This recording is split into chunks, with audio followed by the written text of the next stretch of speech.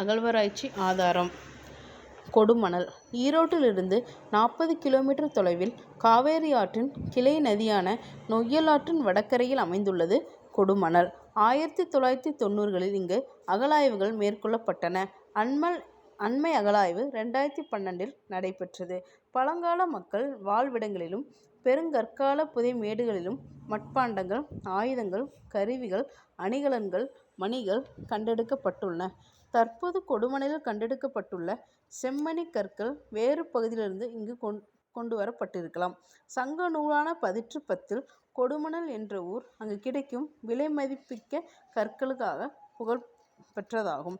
சங்க இலக்கியத்தில் குறிப்பிடப்படும் கொடுமணம் தான் இன்றைய கொடுமணல் என சில தொல்லியல் அறிஞர்கள் கருதுகின்றனர். வளையல்கள், உடைக்கான எச்சங்கள், தமிழ் பிராமி பொறிப்புகளுக்கான கொண்ட மட்பாண்ட குவியல்கள், ஈமத்தாழிகள், கற்படுக்கை புதைப்பு போன்றவை கொடுமணலில் அகழ்ந்தெடுக்கப்பட்டுள்ளன.